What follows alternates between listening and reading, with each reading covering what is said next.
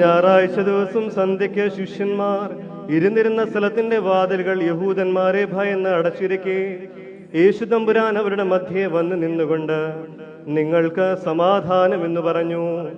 ഇത് പറഞ്ഞിട്ട് അവൻ തന്റെ കൈകളും വിലാപ്പുറവും അവർക്ക് കാണിച്ചു കൊടുത്തു. ശിഷ്യന്മാർ കർത്താവിനെ കണ്ടതിൽ സന്തോഷിച്ചു.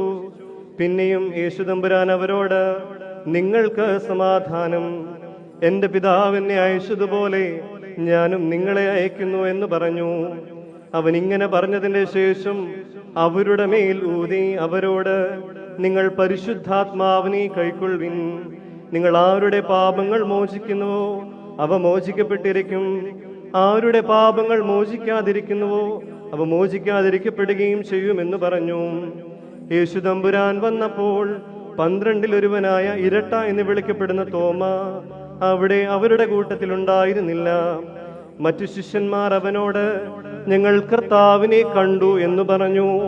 എന്നാൽ അവൻ അവരോട്, ഞാൻ അവന്റെ കൈകളിലെ ആണിപ്പാടുകളിൽ കാണുകയും അവയിൽ എന്റെ വിരലുകൾ ഇടുകയും അവന്റെ വിലാപ്പുറത്തിന്റെ കൈവച്ച് നോക്കുകയും ചെയ്യാതെ വിശ്വസിക്കുകയില്ല എന്ന് പറഞ്ഞു.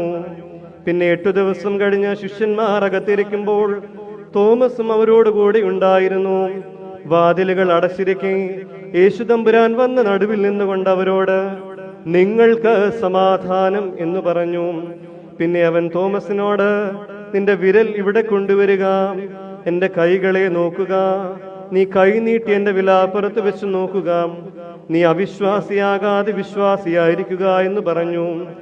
തോമസ് അവനോട്, എന്റെ കർത്താവും എന്റെ ദൈവവും ഉള്ളവേ എന്ന് പറഞ്ഞു. യേശു തമ്പുരാൻ അവനോട്, നീ ഇപ്പോൾ എന്നെ കണ്ടതുകൊണ്ടാണ് വിശ്വസിച്ചത്, എന്നെ കാണാതെ വിശ്വസിച്ചവർ ഭാഗ്യവാന്മാരാകുന്നു എന്ന് പറഞ്ഞു. ഈ പുസ്തകത്തിൽ എഴുതിയിട്ടില്ലാത്ത മറ്റനേകം അടയാളങ്ങളും യേശു തമ്പുരാൻ തന്റെ ശിഷ്യന്മാരുടെ മുൻപാകെ പ്രവർത്തിച്ചു.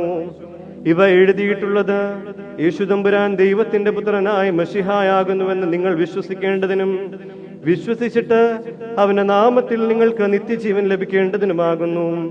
ബാറക്കുമോ ശൈനോ.